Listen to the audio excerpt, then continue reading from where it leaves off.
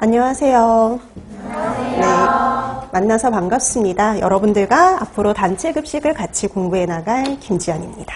자, 새로운 한 해가 시작이 되면서요, 영양교사 임용고시 시험 준비도 이제 새로 시작이 됐는데요. 자, 우리가 이 임용고시 시험 과목도, 이거 전공 과목도 되게 다양하고, 그 다음에 또 공부할 분량도 만만치 않다 보니까 혼자 얼마나 어떻게 공부해 나갈지 되게 막막할 수가 있죠. 근데 그런 방향을 제시해 줄 수 있는 게 바로 이렇게 강의라고 보시면 될 것 같아요. 그럼 올 한 해 강의가, 단체 급식 강의가 어떻게 진행이 될지, 어떤 부분을 공부할지를 간단히 설명을 드릴게요. 자, 여러분들 임용고시 시험은 이제 크게 두 가지 시험으로 나눠진다는 거 알고 계시죠? 그래서 우리가, 가장 이제 교육학하고 전공이 당연히 시험 범위에 들어가는데요. 그 중에 전공이 차지하는 비율이 훨씬 높습니다. 80점이 전공이죠. 근데 이게 한 과목만이면 참 좋을 텐데, 여러 과목이에요. 과목 수가 좀 많죠. 그래서 공부해야 될 게 만만치가 않아요.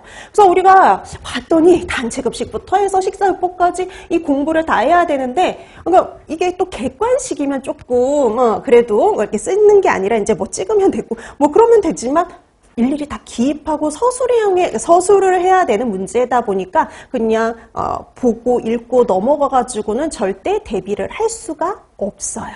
자, 근데 이런 과목들을 다 공부해야 되다 보니까 우리가 아무래도 스스로 혼자 이렇게 공부하는 것보다는 어떤 방향이라든지 어느 부분을 공부해야 될지 제시해줄 강의가 필요한 거죠.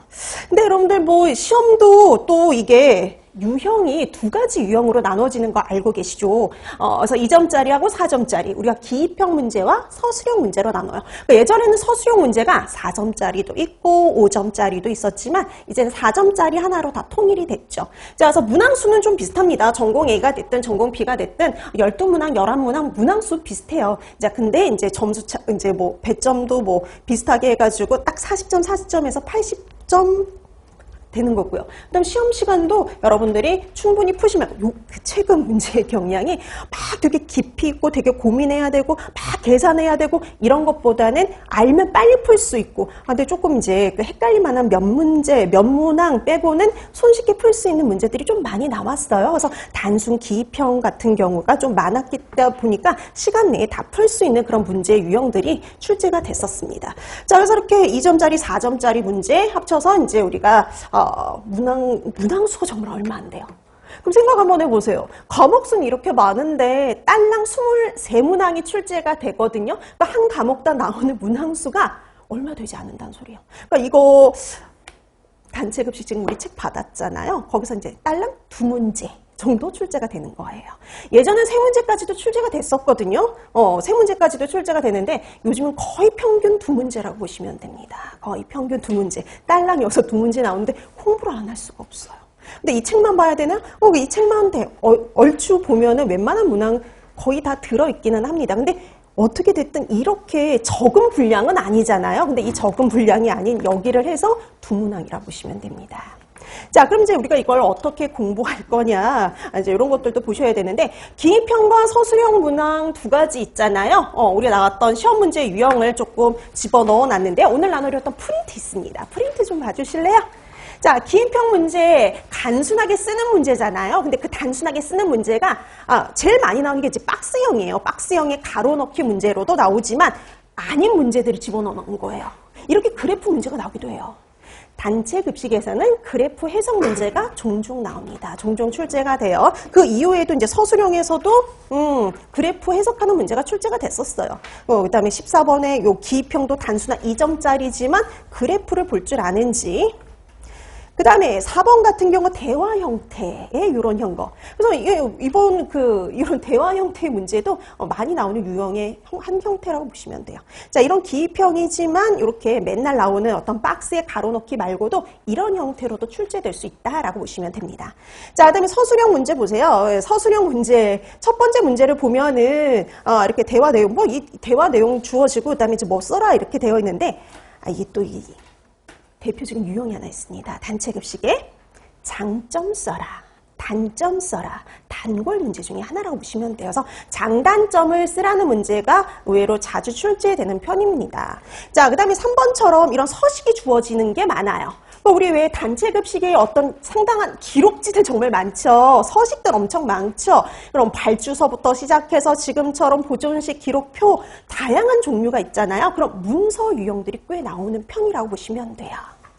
자, 그래서 그런 것들이 나왔을 때 이게 뭘 의미를 하는지 여러분들이 파악하실 필요가 있다는 거죠.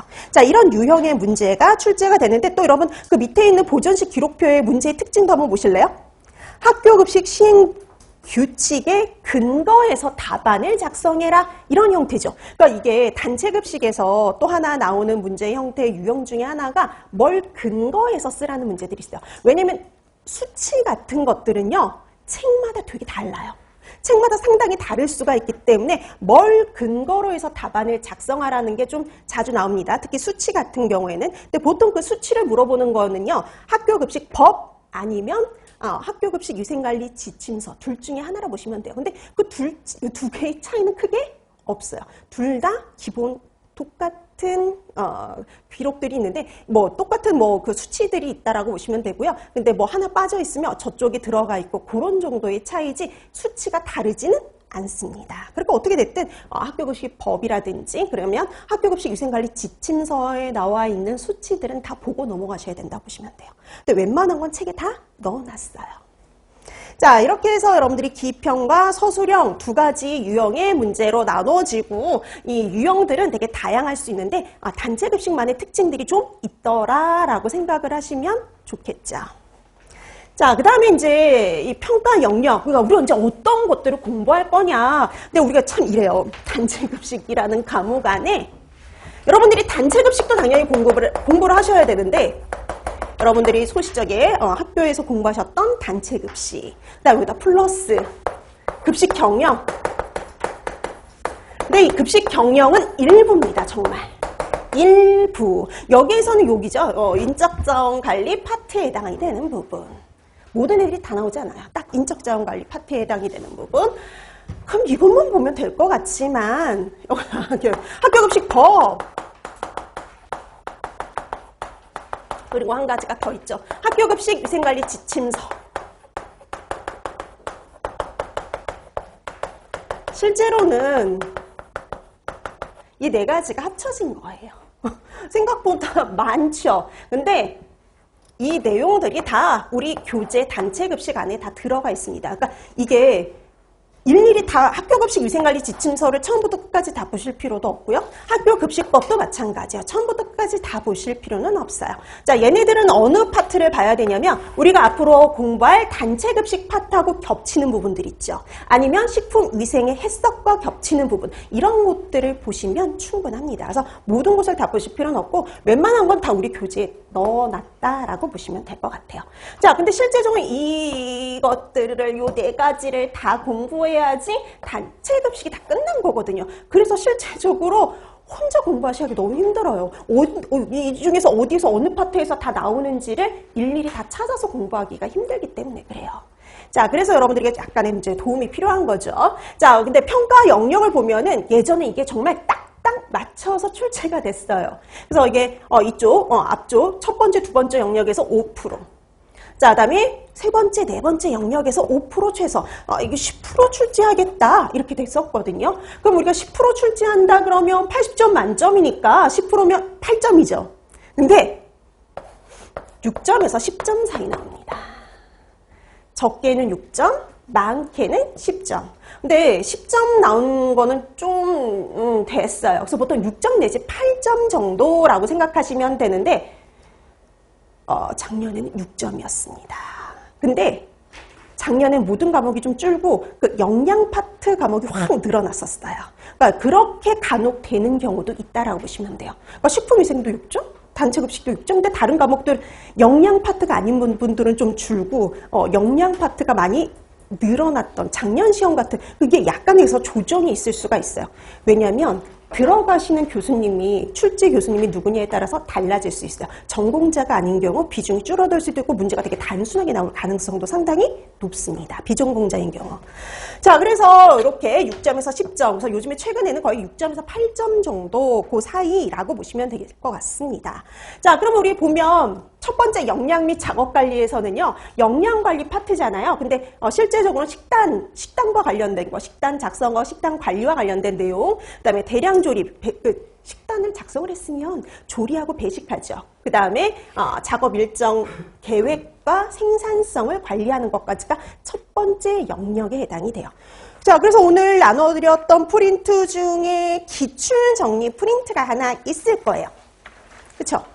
여태까지 나왔던 여러분 우리 2008년부터 시작했잖아요. 2008년부터 작년 시험까지 어떤 문제들이 출제가 됐는지 제가 한 번에 다 정리를 해드렸어요. 항상 매번 나눠드리는 건데요. 거기 한번 보세요. 요 파트에서는 뭐가 제일 많이 시험 문제에 나왔는지 눈에 보이시나요? 생산성 관리가 제일 많이 나왔습니다. 자, 근데 그 생산성 관리도 2019년의 마지막이었어요. 2019년의 마지막이고, 근데 그 전까지 보면 생산성 관리와 관련된 거는, 생산성과 관련된 문제는 정말 잊을만 한 번씩 계속 꾸준히 나왔던 파트라고 볼 수가 있죠. 자, 그래서 작업 관리 이 부분이요. 작업 일정 및 생산성 관리 이 파트에서 가장 시험 문제가 여기는 많이 출제된다라고 보시면 돼요. 근데 의외로 이 파트 있죠. 식단. 왜 영양사 업무의 가장 기본이 식단 작성일 것 같지만 실제적으로는 시험 문제에 가장 안 나오는 파트라고 보시면 돼요. 이게 그래요. 식단 작성이라는 게 지금 많이 달라진 거 아시죠? 예전에 막 수기로 해가지고 막 그렇게 했다면 지금은 거의 컴퓨터 작업으로 다 프로그래머 되어 있잖아요. 그러다 보니까 이게 되게 중요성이 떨어지면서 이 파트와 관련된 문제가 잘 안 나옵니다. 자, 그래서 마지막 나온 게 언제지 보세요. 2012년이에요. 2012년 이후로 이 파트에서 한 번도 시험 문제가 안 나왔어요. 그래서 언제 한 번은 나오겠지. 가장 기본이니까 그랬지만 아직까지 안 나오는 파트라고 보시면 됩니다. 자, 그 다음에 대량 조립 파트도 이렇게 크게 잘 나오는 파트가 아니에요. 그래서 근데 대량 조리하고 배식 관리는 같이 묶여 있는 파트거든요. 그래서 이렇게 대량 조리 및 배식 관리 이 파트 같은 경우도요. 되게 자주 나오지는 않지만 간혹씩 잊을만한 한 번씩 나올 가능성은 있다라고 보시면 됩니다. 그래서 요 식단이라든지 대량 조리 배식 관리 파트보다는 여기선 특히 작업 일정 및 생산성 관리가 중요하다라고 생각하시면 될 것 같아요. 자, 그 다음에 두 번째 영역인데요. 이 두 번째 영역이 제일 포인트죠. 포인트 중에 하나예요. 단골 문제. 정말 단골. 왜 그럴까요? 문제 내기 제일 쉬워요. 그래서 문제 내기 제일 쉬운 파트 중에 하나가 구매 및 저장 관리 파트. 이 파트라 보시면 돼요. 여기 웬만한 게 다 들어있어요. 장단점 쓸 것도 많고요. 계산도 많아요. 그래서 여러분 단체급식에서 많이 나왔던 문제 중에 장단점 문제, 계산 문제, 요즘엔 뜸하지만요. 그런 것들이 많이 들어있는 파트가 바로 구매 및 저장 관리에서 낼 수 있는 문제 유형이 되게 많아요. 그래프도 있고, 그 다음에 여러 가지 서식들도 있고, 그러니까 서식도 있죠, 그래프도 있죠, 그리고 계산도 있죠, 장단점도 많다 보니까 가장 많이 나오는 시험 문제가 바로 여기입니다. 그래서 여러분 한번 보세요. 정말 그런지. 자, 구매 및 저장 관리 거의 빼곡하게 들어있지 않아요? 뒷장 더 넘겨보세요. 최근 문제는 다 거기서 나왔어요. 그쵸. 그 정도로, 그러니까 2021년부터 2024년 거기 문제들을 보면요. 딱 가운데 몰려있지 않아요? 가운데 파트에 몰려있어요. 그러니까, 이번에는 좀, 그러니까 이렇게 보통은, 연속으로 나오는 가능성이 되게 드물었었거든요. 예전에는. 그러니까 예전에는 작년에는 이렇게 문제를 냈으니까 이번엔 이렇게 보는 것 같았건데 최근 문제들을 보면 작년 문제를 안 보고 내나? 이렇게 간혹 생각이 들어요. 자, 그래서 이렇게 보면은 정말 단골 문제들만 모여있는 게 두 번째 파트다라고 생각하시면 될 것 같아요. 자, 그 다음에 이제 세 번째 파트, 세 번째 영역이 나오는데요. 자, 이 세 번째 영역에서는 위생관리, 안전관리, 시설설비, 대량조리, 집기류 관리인데요. 여기서도 여기만큼 잘 나오는 파트가 바로 여기예요. 그러니까 요 두 파트에서 제일 많이 시험 문제가 출제가 됩니다. 제일 많이. 자, 그럼 이 중에서 제일 중요하게 여겨지는 부분이 어딜까요? 위생관리요. 이 단체급, 식품위생이 따로 있지만 그래도 또 단체급식과 관련된 위생관리, 또 중요한 파트들이 있죠. 우리가 검수부터 시작해서 마지막 배식하기까지 그 위생관리하는 거 되게 중요하잖아요. 그래서 이 위생관리와 관련된 거, 그 다음에 시설, 설비와 관련된 거. 그래서 수치와 관련된 건 주로 여기서 나와요. 위생관리라든지 아니면 시설 설비와 관련해서요, 기준들이 있어요. 수치들이 있습니다. 그래서 수치들이 주로 나오는 파트가 여기예요. 그래서 최근 시험 문제가 다 여기에 몰려 있었어요. 자, 그래서 최근 시험 문제들이 좀 여기에 몰려서 시험 문제들이 좀 출제됐다라고 생각하시면 될 것 같아요. 자, 그 다음에 이제 마지막 인적 자원 관리. 그래서 우리가 이게 이 공청회가 왜 이 공청회 자료가 나왔었냐면, 우리 앞으로 이렇게 시험 문제 될 거다. 우리 처음에 영양교사 시험 시작할 때 공청회 없었어요? 자료 없었어요? 그냥 바로 그냥 2008년 시험 문제가 출제됐었고, 그 다음에 2009년부터 문제 유형이 바뀝니다. 우리 그 2008년까지는요, 서답형이었어요. 서답형이었어요. 그러다가 2009년부터 객관식으로 바뀝니다. 그래서 객관식과 논수령이었어요. 그래서 20점짜리 뭐 이런 논수령 문제와 그다음에 객관식이었거든요. 근데 논수령 문제가 훨씬 더 어려워요, 여러분 생각보다. 자, 그래서 그래서 오히려 그 객관식과 논수령일 때 뭐 논수령 정말 그 점수 매기가 쉽지 않았을 거예요. 그래서 애매모호한 문제들도 있고 답이 될 수 있는 것도 가능성이 될 수 있는 것도 되게 많았거든요. 그러면서 이제 하여튼 어떻게 됐든 객관식과 논수령 문제가 시작이 되면서 공청회 자료로 나왔던 게 이거예요. 우리 앞으로 이렇게 시험 문제를 내겠다. 이런 식으로 과목별로 발표를 했던 게 바로 아직도 이제 활용하고 있다라고 보시면 되는데요. 근데 제일 문제가 되는 게 인적자원관리 파트예요. 여러분 인적자원관리 파트에 학교급식법 들어가고요. 근데 이 학교급식법은 다 보실 필요가 없습니다. 다 보실 필요는 없고요. 어떤 거 위주로 보시면 되냐면 우리 앞에서 공부하는 내용들과 연계된 부분들만 보시면 돼요. 그래서 예를 들어서 뭐 우리가 오늘도 하겠지만 식단 관리 파트다. 그럼 우리가 영양 계획을 세우잖아요. 그때 그런 영양 계획을 세울 때 학교급식법에 학교급식 영양관리 기준이라는 게 존재하거든요. 그러니까 그런 것들 구매와 관련해서 식재료 품질 관리 기준이라든지 이렇게 관련된 내용들 위주로 공부하시면 됩니다. 그래서 그런 내용들 위주로 공부하시면 되고요. 시험 문제도 그런 부분에서 출제가 됐었어요. 그 외의 것은 안 나온다고 보시면 돼요. 자, 그래서 이렇게 앞에 내용과 연계된 학교급식법 내용들을 보시면 되겠고요. 그래서 중간중간에 관련된 내용들이 있으면 또 그런 내용들을 할 거고요. 자, 그 다음에 이제 문제가 되는 게 이 파트예요. 여기. 동기부여, 직무만족, 리더십 파트. 여러분 그 급식 경영의 인적자원관리 파트 기억나시나요? 인적자원의 확보 뭐 이런 거 기억나세요? 자, 그런 내용 중에 교육훈련도 있고 의사소통도 있고 있어요. 근데 이 내용은 없습니다. 동기부여, 직무만족, 리더십. 그러니까 처음에 했을 때 인적자원관리 파트는 말을 그대로 우리가 일반적으로 나와 있는 시중 교재에 인적자원관리 파트를 얘기한 게 아니고요. 처음 공청회에서는 그러니까 이제 우리가 조리 종사자를 관리하는 것과 관련해서 인적자원을 관리하는 것과 관련해서 필요한 것들 적절히 동기부여하고 그렇게 하기 위해서 리더십을 발휘하고 그다음에 그런 사람들 교육훈련 시키고 의사소통하는 것과 관련된 이 내용들을 묶어놓은 거였거든요. 그런데 한번 보세요. 거기 한번 보실래요? 여러분 그 동기부여하고 리더십 마지막 문제는요. 2013년이 마지막이에요. 2013년 이후로는 이 파트에서 시험 문제가 안 나왔어요. 그래서 이걸 보면서 또 하나 이렇게 느낀 게 뭐냐면은 이게 나중에 가서는 이것만 본 게 아닌가 싶어요. 인적자원 관리. 그래서 여러분 예전에는 여기 파트에 포함이 되지 않았던 사내 모집도 시험 문제가 나왔었거든요. 그럼 여러분 사내 모집은 그냥 여러분들의 급식경영책의 인적자원 관리 파트 내에 있는 내용이기는 해요. 그래서 이게 아무래도 그래서 인적자원 관리 파트와 관련된 내용을 추가로 조금 더 정리를 해드리긴 하는데 우선 예전에 있었던 요 내용들을 우선 다 하고 여기다 플러스 급식 경영 교재의 인적자원 관리 나머지 파트를 간단히 설명을 드린다라고 생각하시면 돼요.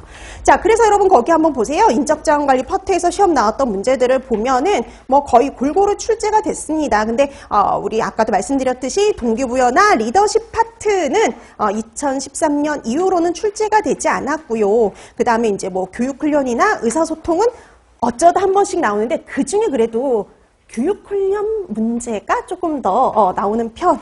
근데 어때요? 드물어요.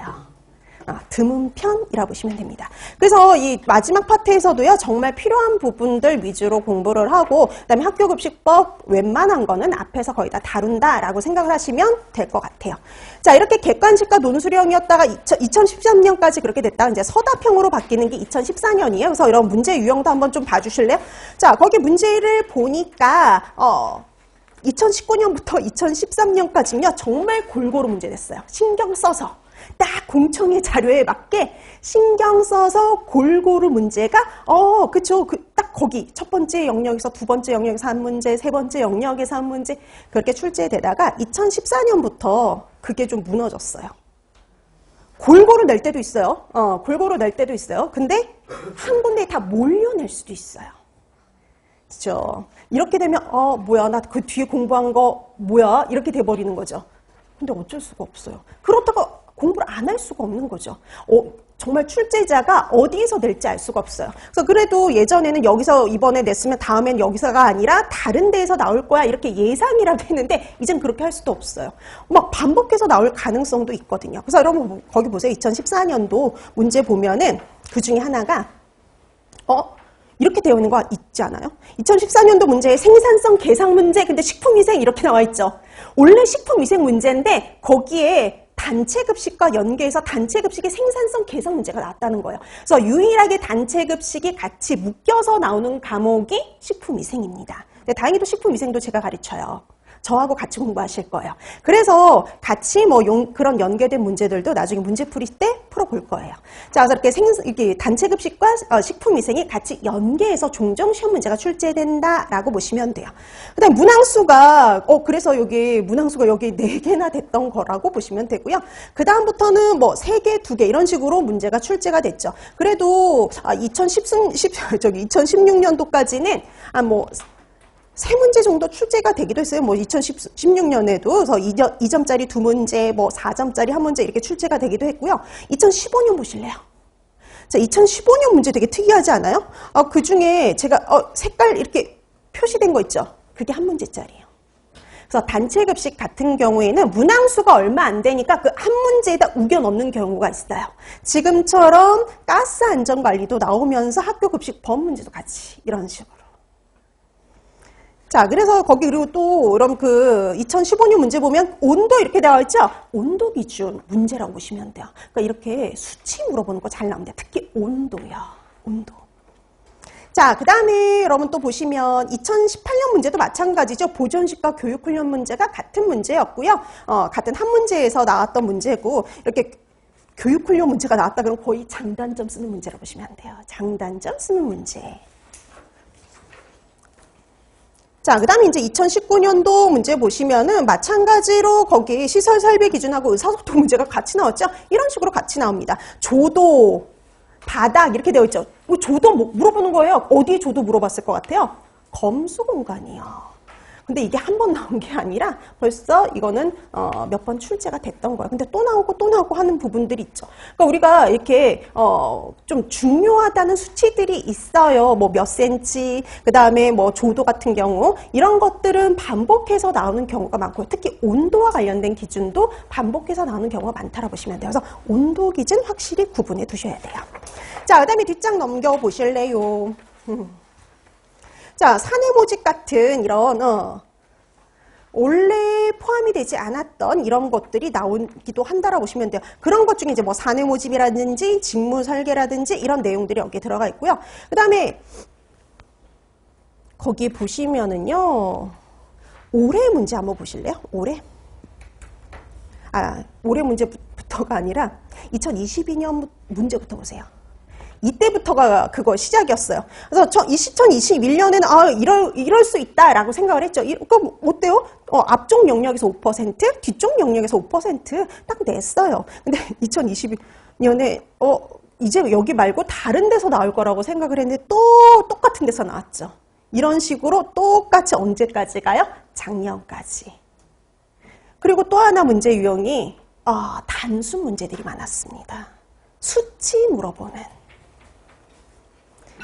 자, 그래서 이렇게 단순 이렇게 수치를 물어보는 문제들이 좀 많았어요. 그래서 내가 공부한 거 이렇게 많은데 쓸 거 이렇게 많은데 이런 단순 문제들이 나온다고 좀 허탈할 만한 그런 문제들이 작년까지 해서 좀 출제가 됐어요. 그래서 그러니까 최근 들어서 문제가 이런 문제가 조금 생각해서 조금 뭐 더 이렇게 생각할 수 있는 문제들을 내면 참 좋을 것 같은데 라고 생각이 드는 문제들이 종종 출제가 됐죠. 그래서 2021년 문제는 그나마 좀 그래프 해석하고 뭐 이런 거라서 좀 괜찮았는데 아예 단순 문제로 이제 돌아선 게 2022년부터 여기 2024년까지 요 문제들이 좀 단순 문제 그리고 단순 수치 물어보는 문제 위주였다라고 보시면 될 것 같아요. 그리고 또 나왔던 문제들이 반복되죠. 조리 온도 기준 계속 반복이 되죠.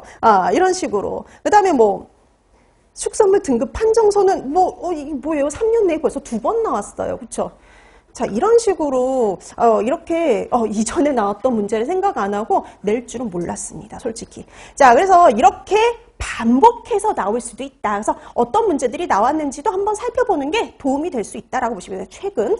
자, 그러면 이런 것만 공부해야 되느냐? 또 그건 아니죠. 출제자가 바뀌면 어때요? 문제도 바뀔 수가 있는 겁니다. 그래서 안타깝게도 처음부터 끝까지 다 공부를 하셔야 되고요. 그리고 또 최근 문제의 특징이 지역적인 문제가 많아요. 아주 원래는 예전에는 다 중요한 데서만 출제됐어요. 그래서 중요한 것들만 골라서 보시면 돼요. 이렇게 말씀을 드렸지만 안 나올 것 같은 문제들 있잖아요. 그런 데에서도 최근에는 출제가 되고 있어요. 자, 그렇기 때문에 특히 이제 소분했을 때 식품 보관 방법 올해의 문제, 작년의 문제 중에 식품 보관을 할 때 우리가 소분하는 경우 거기다 뭘 써서 보관할 거냐? 근데 책에 있긴 있어요. 읽고 넘어갔어요. 근데 되게 중요하게 다루진 않았단 말이죠. 그럼 과연 기억날까요? 안 날까요? 날 듯 말 듯 하죠. 그러니까 이런 지역적인 문제도 출제가 된다는 거예요. 생각지도 않고 저기 뭐 이렇게 중요하지도 않고 이렇게 해서 생각했던 것들이. 그래서 요즘에는 되게 깊이 있는 공부를 공부하는 것보다요. 폭 넓게 공부하는 게 더 유리합니다.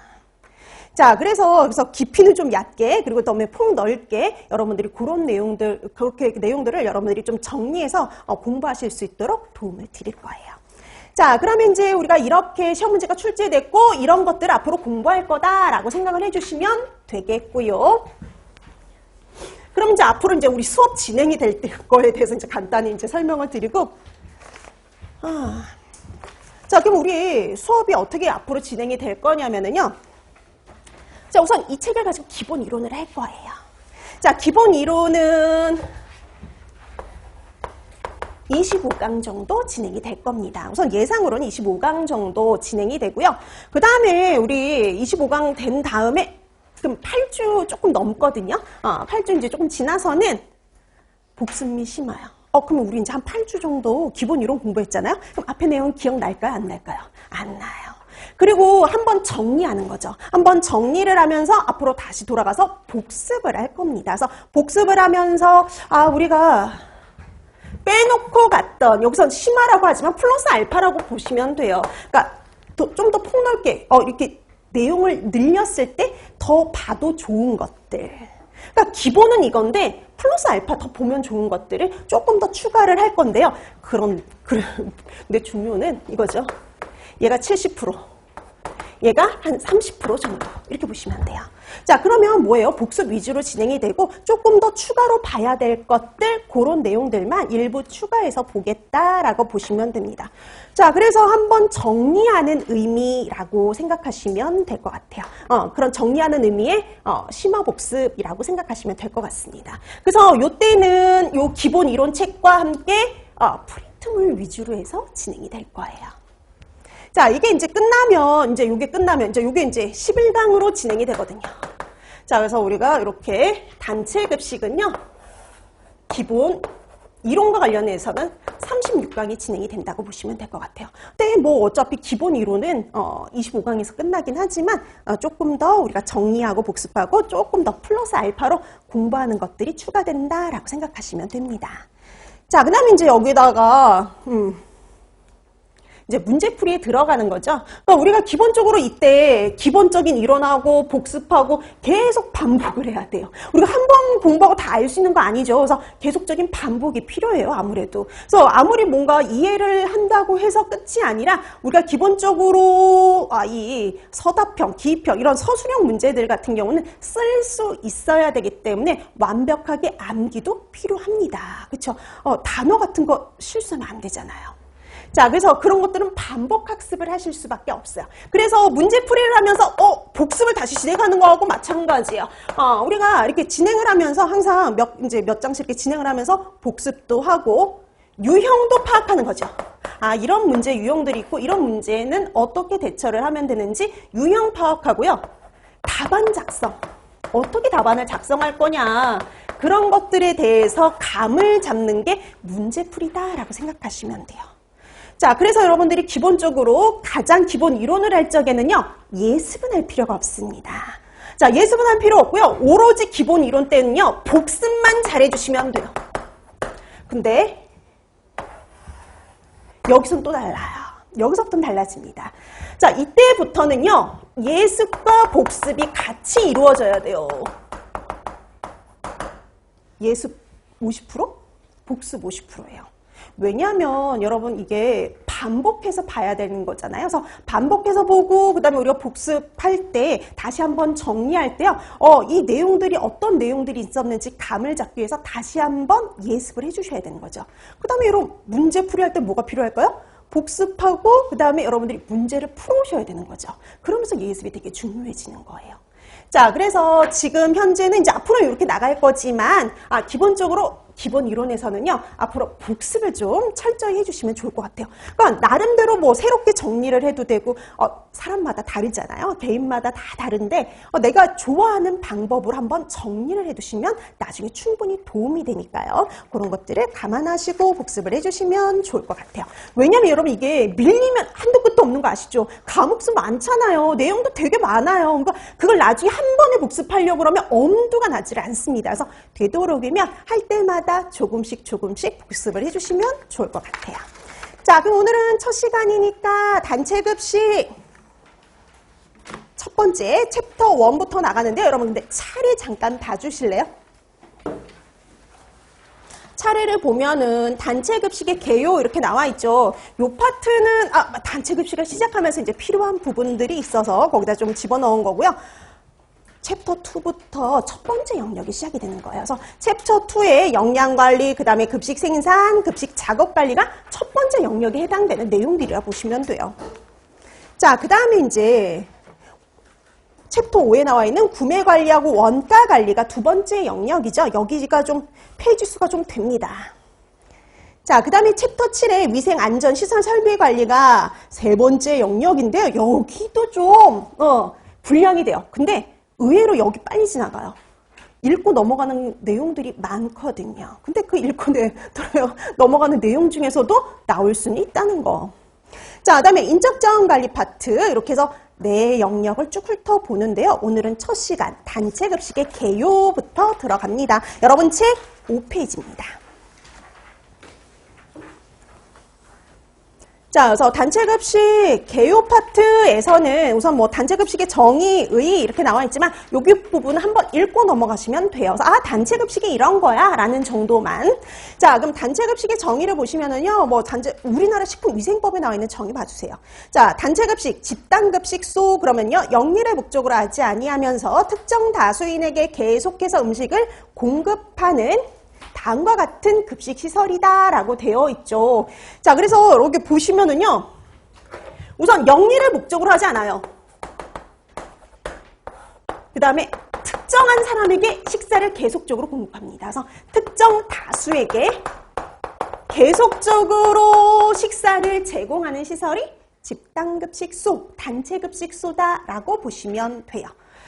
자, 그러면 거기 한번 보실래요? 어떤 시설들이 여기 해당이 되는지 쭉 나와 있죠. 기숙사부터 그 밖에 호상기관까지 쭉 나와 있어요. 그래서 기숙사, 학교, 유치원, 어린이집, 병원 뭐 이렇게 나와 있는데 원래는 유치원하고 어린이집이 여기 없었어요.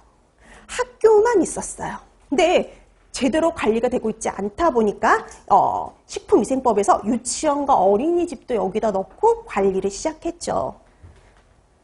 그때 유치원, 어린이집에서 사고 한번 터지고 나서 집어넣은 거예요. 자, 그래서 유치원, 어린이집 다 포함이 됩니다. 자, 그 다음에 거기 밑에 보세요. 집단급식소의 범위 보세요. 집단급식소는 1회 50명 이상에게. 아까 그랬죠. 근데 우리 참 그렇잖아요. 법에서는 명확하게 명시를 해줘야 되는데, 그럼 여기 다수라는 건 얼마를 말하는 거냐? 1회 50명. 1회 50명 이상에게 제공하는 경우가 집단급식소의 범위다라고 보시면 되는 거죠. 자, 그래서 이렇게 우리가 우리나라 식품위생법에서는 집단급식소를 이렇게 정의를 내려놓고 있다. 이 정도 보시면 되죠. 근데 우리가 앞으로 계속 써먹을 건 이거예요. 특정한 사람에게 계속적으로 식사를 제공한다는 거예요. 특정한 사람에게 계속적으로 식사를 제공하기 때문에 단체급식이 중요한 거죠. 특히 영양관리가 그래서 특히 중요한 거죠. 그러니까 그런 내용들이 계속 반복해서 나와요. 자, 그래서 이렇게 여러분들이 집단급식, 단체급식의 개념은 좀 잡아두는 게 필요해요. 자, 그다음에 단체급식의 의의 한번 읽고 넘어가면 충분합니다. 자, 우리가 기본적으로 영양적으로 균형 잡힌 식사를 제공하죠. 그러니까 우리가 잘 먹는 거예요. 그래서 영양적으로 균형 잡힌 식사를 제공하니까 영양이 개선이 되고요. 영양이 개선이 되니까 어떨까요? 건강해지겠죠. 건강 증진에 기여하죠. 자, 그다음에 자원의 효율적, 경제적 활용에 기여를 합니다. 그러니까 우리가 자원을 좀 더 효율적으로, 경제적으로 활용하는 게 가능해요. 그러니까 우리가 보통 급식소에서는 대량으로 구매해서 전문가가 식단을 작성하고 조리를 해가지고 그다음에 서비스를 하다 보니까 일반인이 하는 것보다 훨씬 어떨까요? 효율적으로 자원을 활용할 수 있다는 의미예요. 자, 그다음에 사회복지에 기여하기도 하죠. 복지시설이나 스스로 식사를 하지 못하시는 분들에게 식사를 제공함으로써 이렇게 사회복지에 기여할 수도 있다. 이 정도 읽고 넘어가시면 돼요.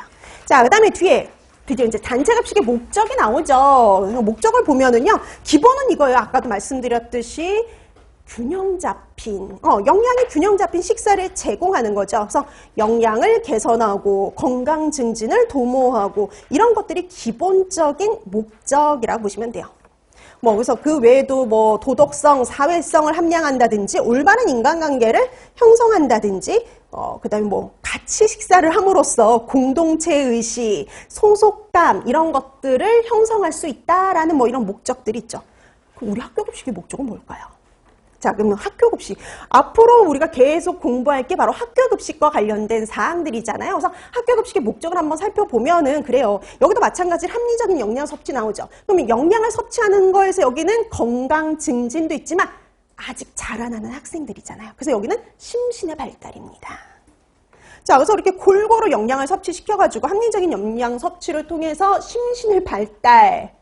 그 다음에 여러분, 또 학교급식만의 독특한 목적이 있어요. 목표가 있어요. 올바른 식습관을 형성하는 거예요. 편식을 교정하는 거예요. 성인이 되어서 식습관을 바꾸기는 쉽지가 않죠. 하지만 학생들은 아직 가능성이 있습니다. 그래서 올바른 식습관을 형성하는 거. 이런 것들이 학교급식만의 목적이 될 수가 있어요. 그다음에 나머지는 다른 데에서도 나오긴 합니다. 지역사회 식생활을 개선을 하고 공동체 의식을 고취시키고 정부의 식량 정책에 기여하는 거. 학교급식 되게 많잖아요. 그래서 군대라든지 학교급식에서 감자가 남아돌 때 감자 한 번씩 써주면 식량 정책에 기여할 수 있는 거예요. 자, 이런 식으로 보시면 되지만 그 중에서 특히 이 학교급식만의 목적이 될 수 있는 올바른 식습관을 형성한다든지 심신의 발달을 도모한다든지 이런 것들은 학교급식만의 목적이 될 수 있다라는 정도 봐두시면 돼요. 자, 그러면 이제 드디어 이 첫 번째 챕터 1에서 반드시 봐야 될 내용이 시작이 됩니다. 자, 그게 바로 뭐냐? 단체급식의 제도의 유형이요. 그러면 지금 여기 단체급식 제도 유형에 두 가지를 넣어놨거든요. 급식 체계별 유형하고 운영 형태별 유형이 있는데 그 중에 더 중요한 것은 바로 급식 체계별 유형이라고 보시면 돼요. 왜냐하면 보통 이제 이 급식 체계별 유형이요. 지금 시중에 나와 있는 개론서 중에 개요 파트에 들어가 있는 것도 있지만 어디에 들어가 있는 것들도 있냐면 급식 생산 파트에 들어가는 것도 있어요. 그럼 우리 아까 보면 그 공부해야 될 내용 중에 급식 생산 파트가 있었잖아요. 그러니까 그 내용 파트에 들어가 있는 것들도 있다 보니까 여기도 시험 문제가 나올 수 있다는 거죠. 실제 나왔습니다. 간단하게 유형 쓰는 거. 자, 그래서 여러분들이 급식 체계별 유형에서는 이렇게 확인해 두시면 돼요. 특징을 잡고 장단점 확인해 두시. 그래서 우리게 이런 특징을 보인다라고 하면 이게 어떤 체계고 어떤 장단점이 있다. 이 정도 파악하고 넘어가시면 돼요. 그 다음에 여러분 장단점 문제는요. 최대 2개예요. 장점 써라, 단점 써라 라는 문제가 나왔을 때 최대 나올 수 있는 건 2개예요. 그러니까 장점 2개, 단점 2개가 최대입니다. 그러니까 여러분들이 다 기억할 필요는 없어요. 그러니까 나중에 이 중에 내가 잘 기억나는 2개를 기억해 두시면 되죠.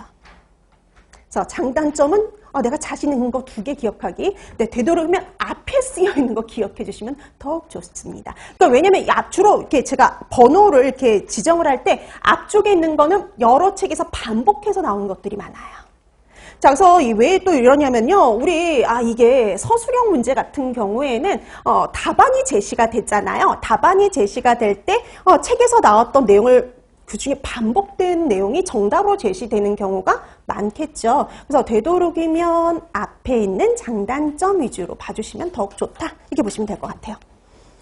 자, 그러면 우리 급식 체계별 유형을 가는데요. 여러분 이 급식 체계별 유형 중에서 제일 대표적인 거 가장 기본적인 형태가 바로 첫 번째 나와 있는 전통적 급식 체계라고 보시면 돼요. 여러분 전통적 급식 체계는 제일 오래됐죠. 그리고 현재도 대다수의 학교 급식소에서 이용되는 형태라고 보시면 돼요. 거기서 보세요. 식재료. 자, 식재료를 오늘 검수를 해서 오늘 조리를 해서 바로 배식하는 형태.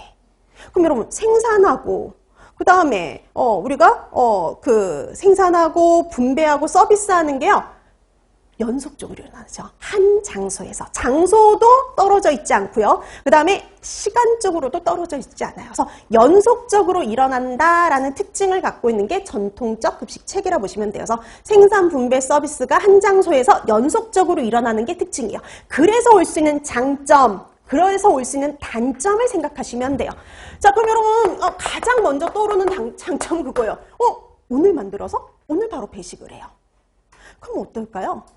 품질을 유지할 수가 있겠죠. 자, 그래서 배식 직전에 음식이 만들어지기 때문에요. 좋은 점은요. 품질을 유지할 수 있다는 거.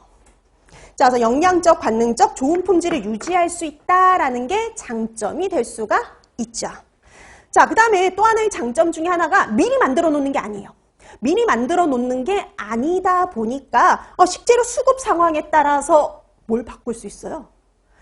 메뉴를 바꿀 수가 있잖아요. 메뉴 변경이 가능하다라는 장점이 있죠.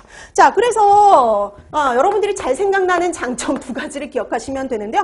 오늘 만들어서 오늘 바로 배식하니까 품질 유지할 수가 있고 그 다음에 또 우리가 보니까 이게 미리 만드는 게 아니기 때문에 또 올 수 있는 장점 중에 하나가 식재료 수급 상황에 따라 메뉴를 변경하는 게 가능하다라는 장점이 있죠. 그래서 이렇게 말하기도 해요. 메뉴의 융통성, 탄력성이 있다 이렇게 말하는 책도 있습니다.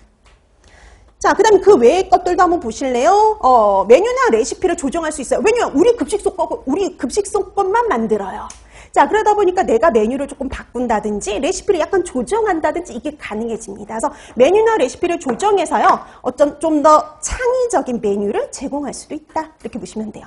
그 다음에 여러분 이렇게 이 학교 급식이 전통적 급식책의 대표잖아요. 냉장고나 냉동고가 되게 큰가요? 생각보다 그 인원수에 비해서 그렇게 크지 않죠. 오랫동안 뭘 저장하지 않아요. 그렇죠? 오늘 들어온 식재료는 그대로 사용을 해버립니다. 자, 그러다 보니까 냉동이나 냉장 저장고가 클 필요가 없어요. 그다음에 또 배송을 할 필요도 없죠. 그래서 우리 아까 생산 분배 서비스가 한 장소에서 연속적으로 일어나다 보니까요. 오랫동안 저장할 필요도 없고 그다음에 배송을 할 필요도 없기 때문에 올 수 있는 장점 생각하시면 되죠. 그러니까 우리가 배송 비용도 절감을 할 수가 있고요. 그다음에 또 하나 냉장이나 냉동 저장고가 클 필요도 없다라는 장점이 있죠. 여러 개를 말했지만 여러분들이 잘 생각나는 2가지를 그 다음에 되도록이면 앞에 거 위주로 공부를 해두시면 더욱 좋다 이렇게 생각하시면 돼요.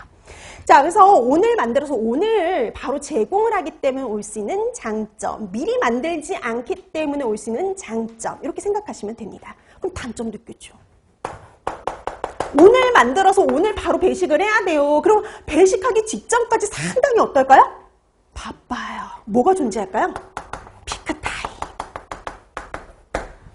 그거 생각하시면 돼요. 자, 피크타임에 인력이 집중적으로 요구되다 보니까 인력 관리가 어때요? 어려워요. 그럼 여러분, 인력 관리만 어려울까요? 인력 관리도 어렵지만 생산성도 상당히 어떨까요? 떨어져요. 그래서 생산성이 제일 떨어지는 것 중에 하나가 바로 얘입니다. 전통적 급식 체계. 자, 그래서 피크타임이 존재한다는 거. 그래서 피크타임에 인력이 집중적으로 요구가 되죠. 그래서 우리가 막 배식하기 직전까지 너무 바빠요. 그 다음에 그걸 지나서는 또 한가해질 수가 있잖아요. 그러다 보니 인력 관리도 어렵고 생산성도 좀 떨어진다. 이게 바로 단점이죠. 자, 그 다음에 그 외에 이제 또 단점이 될 수 있는 게, 그러면 우리가 배식하기 직전까지 되게 바쁜데 그날 조리해서 바로 배식을 해야 되니까 바로 제 시간에 배식을 하기 위해서는요, 어떤 사람이 필요할까요? 일 잘하는 사람이요. 그 일 잘하는 사람이 누구예요? 숙련된 조리원. 그럼 여러분, 숙련된 조리원을 쓰면 당연히 뭐가 상승할 수밖에 없어요? 인건비 상승. 이게 바로 문제가 또 돼요. 자, 그래서 두 번째, 숙련된 조리원이 장시간 필요하다 보니까 인건비가 상승한다. 이런 단점이 올 수가 있죠. 그 다음에요, 너무 피크타임에 너무 바쁘잖아요. 그러다 보니까 어떨까요? 작업에 대한 스트레스도 되게 크다라고 볼 수가 있죠. 자, 이런 단점들도 존재를 합니다. 여기도 마찬가지. 제일 생각 잘 나는 단점 두 가지 기억을 해두시면 되는데, 그 중에서도 여러분들이 어떤 것들이 가장 좋냐면 앞에 내용을 기억하시는 게 제일 좋다라고 보시면 돼요. 자, 그래서 장점, 단점 이렇게 봤는데요. 전통적 급식 체계의 특징을 우선 잡으면 되죠. 오늘 식재료 받아가지고 오늘 바로 생산을 해서 오늘 바로 배식하는 형태. 그러기 때문에 올 수 있는 장단점. 자, 그래서 우리가 배식 직전에 생산을 하기 때문에, 생산을 완료하기 때문에 올 수 있는 장점. 그 다음에 우리가 미리 만들어 놓는 것이 아니기 때문에 상황에 따라 대처를 할 수 있기 때문에 올 수 있는 장점 생각하시면 되죠. 자, 그 다음에 단점은 더 간단해요. 너무 바쁘잖아요. 피크타임이 존재한다는 거죠. 피크타임이 존재한다는 건 인력 관리도 어렵고 생산성도 떨어질 수가 있잖아요. 자, 그 다음에 또 그 외에도 올 수 있는 거, 시간 놓치면 안 되죠. 그러려면 일 잘하는 사람 필요하니까 숙련된 조리원이 장시간 필요하기 때문에 올 수 있는 단점을 생각하시면 됩니다. 자, 이렇게 해서 여러분들이 장단점을 생각을 할 때 이렇게 먼저 체계별 특징을 잡고 그 다음에 장단점을 생각해 두시면 좋을 것 같아요. 자, 이렇게 해서 전통적 급식 체계의 장단점 확인했고요. 그 다음에 두 번째, 중앙공급식 급식 체계인데요. 여기서부터는 조금 쉬고 나서 시작하도록 할게요.